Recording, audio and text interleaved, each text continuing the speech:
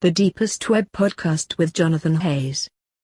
It was always a bit more ambient. I mean, it's not like 100% ambient, but it's like, it's got a rhythm, but it's more on the ambient kind of vibe. It's not like it doesn't have many memorable hooks or riffs or musical phrases. It's more like abstract. And I really wanted to do this, and it's so important to me because this album for me it's just like pure nostalgia because I used songs, well, parts of songs or ideas that I had actually written or begun writing like in 2007 or so, way before I discovered synthwave and all that. You know what I mean? So I was really going back to these moments as I was actually reworking some tracks for this one. So it's just like pure nostalgia. You know what I mean? It's not a it's not a reference to nostalgia. It's nostalgia itself, and this is also what I wanted to do before I started making it. Because obviously, synthwave is a reference to nostalgia because it's about the movies we loved, the bands that we loved, the kind of music that we loved. But Lost World is the moments we loved. You know what I mean?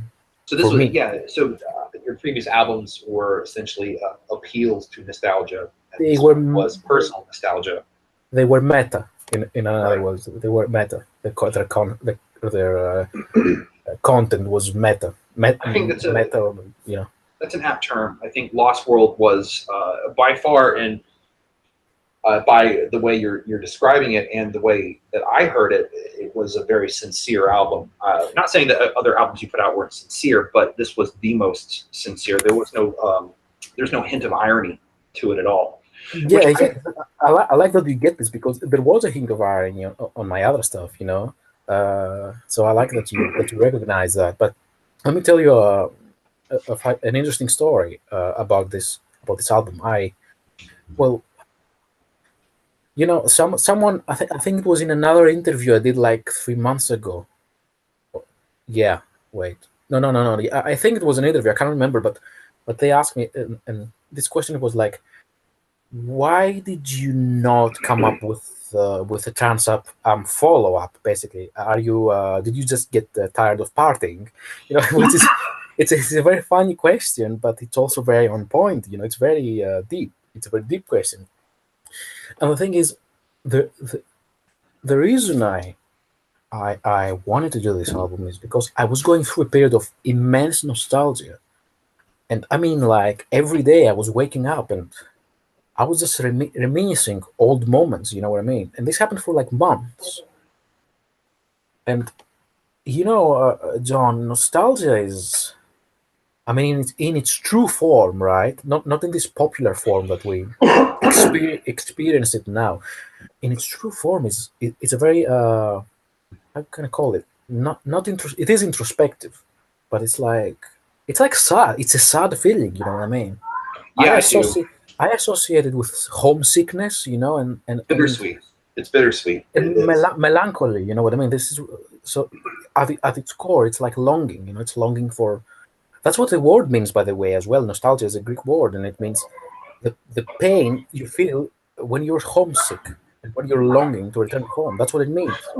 So So you could say the Odyssey was essentially a nostalgic drama. exactly, yeah. I think we've talked about this before because I have a poem on it. Wait, I'm just looking at the record. Yeah, I have a poem on it on the record. If you go to if you go on Bandcamp, you can read this poem. It's a poem about the Odyssey. It's not the Odyssey itself. It's a poem about the Odyssey, and it basically says, and this is the whole thematic core of the album. It says that like Odysseus, you are longing to return home, and by the time you return home, you find your home poor. Because they've looted everything. You don't have money anymore. You don't have your home is a mess. Like an Odyssey, but then you realize that your island is the journey itself, right? That is what nostalgia taught me as a concept. So this is what the Lost World is about. It's about longing to return home, and once you return home, you realize that home was the journey itself. That's why I have a song in it called Journey, and another one which you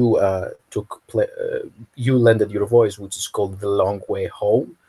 I have another song called 7 a.m. Coming Back. It's all about it's all about this. This is the thematic core of the album. It's all about this concept, of longing to go back. It's certainly very profound.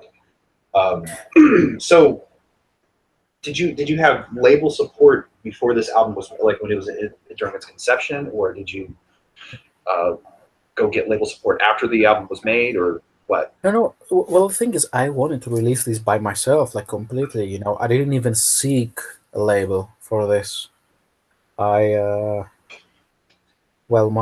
previous boss, let's say, he was a bit disappointed that I wanted to part ways because we did it in good terms, But I didn't want to put this out on Future 80s Records, and it wouldn't fit in there anyway. It wouldn't fit in any synthwave label, I think.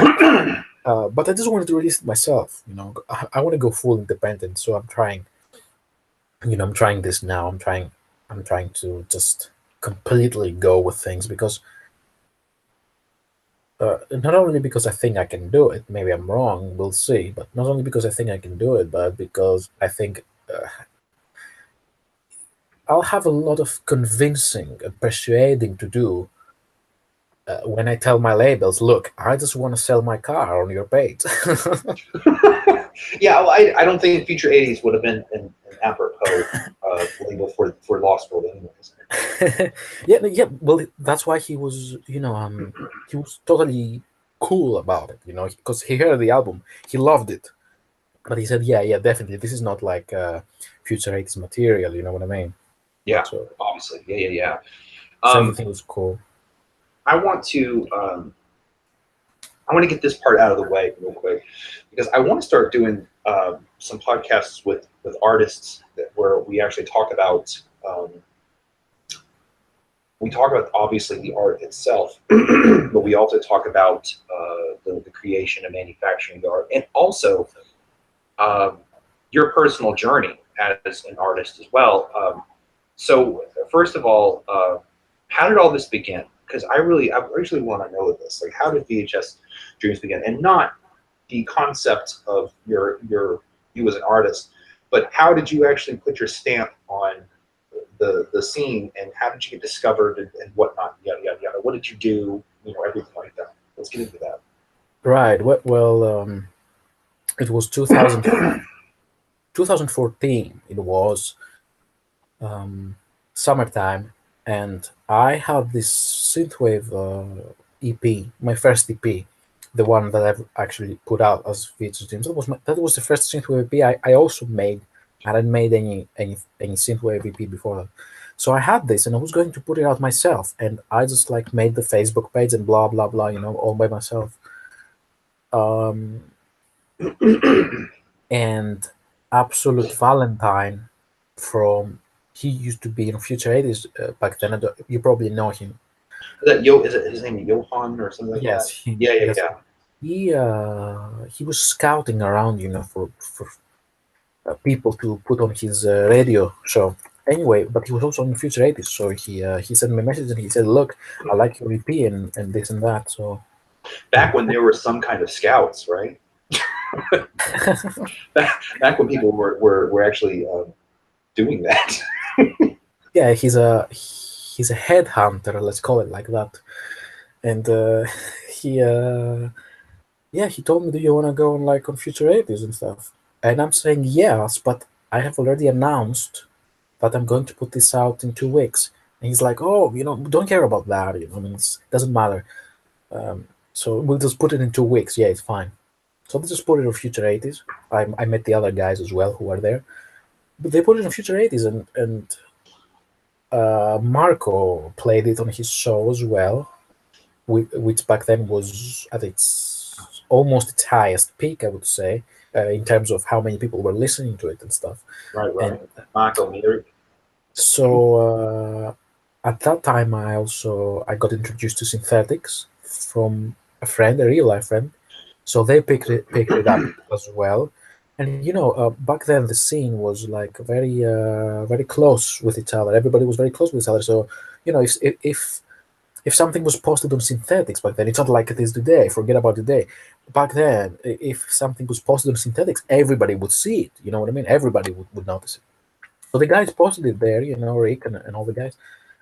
And it's like, a few months later, everybody was like, send me messages and stuff and commenting, and it's like, yeah, I love your album, this and that. And Luigi put it on his channel, and then Maniac Synth put it on his channel, and that's how this whole thing started. And you know what's funny? I found myself being called VHS Dreams and making synthwave, while 6 months before that, I was making hardstyle and hardcore, and I moved to Germany to start my career as a hardcore and happy hardcore DJ. So I don't know what you can make of that. Really, Yep. I mean, these two things, like hardcore and hardstyle and synthwave, are like worlds apart. You know what I mean? Right. In every sense, you know what I mean? In musical sense and everything you want. Uh, yeah, and so I went through a fairly quiet period.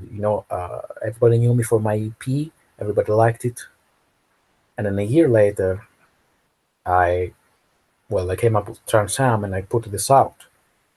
And of course, that was a completely different experience. I mean, 1 month later, you know, I would.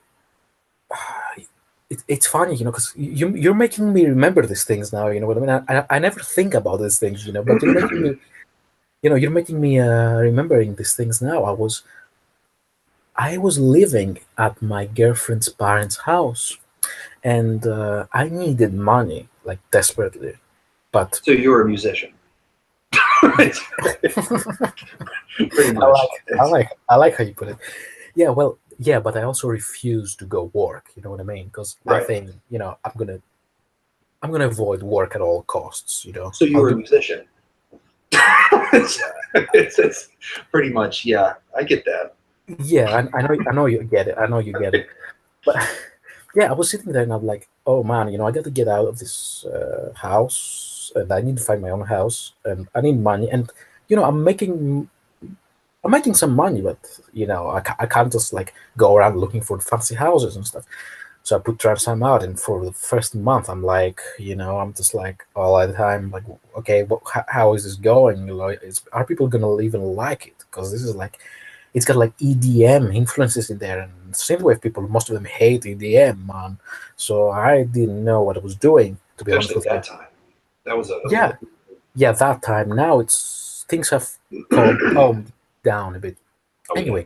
Anyway, the thing is like, the guy from Future 80s,